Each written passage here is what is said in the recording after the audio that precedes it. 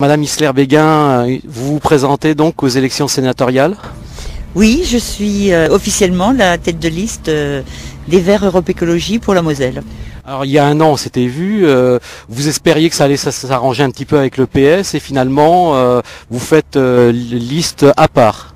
Disons que c'est particulier en Moselle puisque sur toute la France effectivement il y a un accord avec le Parti Socialiste et sur 4 départements dont la Moselle, le Parti Socialiste local n'a pas souhaité faire liste commune. Nous le regrettons parce qu'au niveau national nous avons cet accord.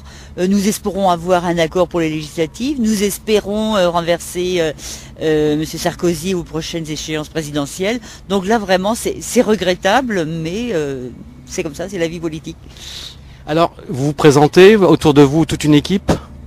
Oui, bien sûr, c'est une liste, donc je suis tête de liste, mais ensuite sur la liste, nous avons quand même les représentants dans les grandes villes, c'est-à-dire René Darbois sur la ville de Metz qui est adjoint au maire et second de liste, Eliane Romani qui est adjointe au maire à Thionville est également troisième de liste, ensuite il y a Daniel Béguin, il y a Josiane Madeleine, il y a Marie-Christine Krant qui sont conseillers régionaux, donc nous avons nos élus qui soutiennent tout à fait cette liste, qui sont sur la liste et qui ont envie également de porter nos valeurs dans cette campagne et ensuite au Sénat. Alors justement, quelles sont ces valeurs que vous voulez apporter à ce Sénat? Bah écoutez, d'abord, le Sénat, c'est quoi? C'est quoi le rôle d'un sénateur aujourd'hui?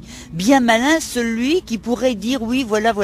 Ce qu'on trouve, c'est qu'il y a vraiment eu un amalgame, étant donné qu'il y a le cumul des mandats. Donc on amalgame entre conseil général, conseil régional, sénateur. On ne sait pas, lorsqu'il y a une représentation, lorsqu'il y a une présence du sénateur, c'est au nom de quoi il vient. Donc nous, en tant que sénateurs, on est dans le rôle du sénateur, c'est-à-dire de réfléchir, parce que le mandat est quand même suffisamment long, et il a été très long pour les derniers, pour les sortants, donc de réfléchir sur qu'est-ce qu'on propose comme société demain à nos concitoyens. C'est ça, on essaye de chercher ce qui sera le mieux. Et aujourd'hui, eh bien, il y a les questions évidemment environnementales.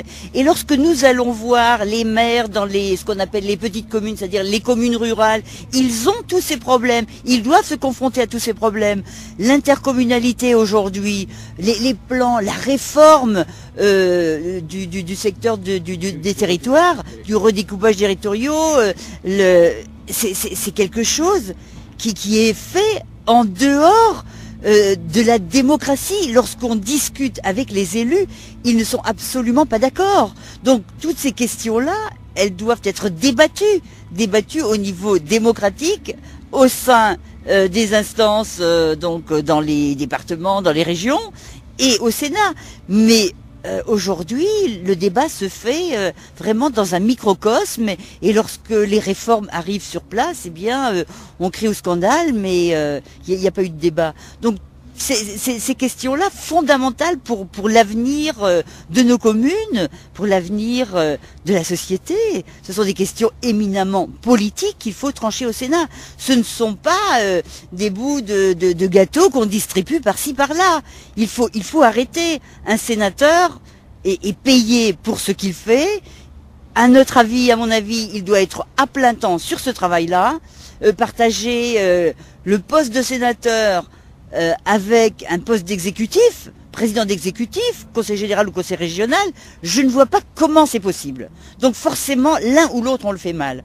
Donc aujourd'hui, pour redonner envie, non seulement aux grands électeurs, mais à nos concitoyens, de se réintéresser à la politique, de dire non, la politique c'est pas sale, c'est pas tous pourris. Non, il y a des gens qui ont envie et qui travaillent pour la collectivité de manière sincère et honnête pour redonner envie à ces gens-là de s'intéresser à la vie politique, à la question politique. Eh bien, il faut avoir des nouvelles règles, des nouvelles formes, il faut être exemplaire, etc. Donc aujourd'hui, eh bien, ce sont cela les valeurs que nous voulons apporter au Sénat. Alors Europe Écologie Les Verts, vous avez donc commencé cette campagne. Vous allez arriver à convaincre ces grands électeurs. C'est pas difficile de faire une campagne comme ça? Mais bien sûr que ça va être très difficile pour nous, parce qu'étant donné que on n'est pas élu, on n'est pas cumulard, donc évidemment, par rapport aux anciens sénateurs qui sont sur le terrain depuis 10 ans, ils les rencontrent depuis 10 ans, ils les connaissent. Donc pour moi, pour les amis qui sont sur la liste, c'est beaucoup plus difficile, mais ils nous connaissent. On ne vient pas, on ne vient pas comme ça de nulle part. On est connu. Moi, j'étais vice-présidente du Parlement européen. Je représentais le Grand Est au Parlement européen. Je rencontre les élus depuis très longtemps. Lorsque j'étais dans le monde associatif, évidemment, j'étais une écologiste avant qu'on parle d'écologie. J'ai travaillé dans le monde rural lorsque j'étais chargée de mission dans un bureau d'études que j'ai créé. Donc les problèmes d'aménagement du territoire dans le monde rural, bon ben, je connais toutes ces questions. Donc si vous voulez, on connaît un peu les gens.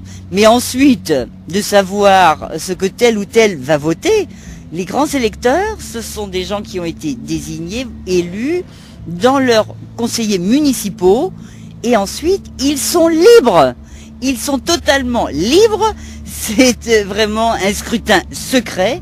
Ils voteront pour celui ou celle qui sera le plus proche de ses idées, de ses opinions, de ses envies, de ses demandes. C'est la seule élection en France où il n'y a pas, par exemple, de compte de campagne. Vous avez les poches pleines, vous pouvez distribuer, vous n'en avez pas, vous faites pas. C'est scandaleux. Tout ça, il faut que ça change. Donc, effectivement, on a une campagne qui est très courte, mais vraiment, je ferai le maximum. Donc, évidemment, maintenant, on a aussi des méthodes différentes avec les mails, avec Internet, donc pour toucher les gens. Mais bien sûr, je vais passer le mois d'août et le mois de septembre à aller à la rencontre de ces grands électeurs pour les convaincre qu'il faut vraiment que la Moselle aussi ait une diversité de représentation politique au Sénat, qu'il n'y ait pas que la droite ou le Parti socialiste, mais qu'aujourd'hui, les écologistes, c'est une sensibilité autonome dans le paysage politique. Nous faisons toujours des scores intéressants au niveau de la Moselle. Il n'y a pas de raison que nous, tous ces gens-là qui votent pour nous, n'aient pas une représentation au Sénat.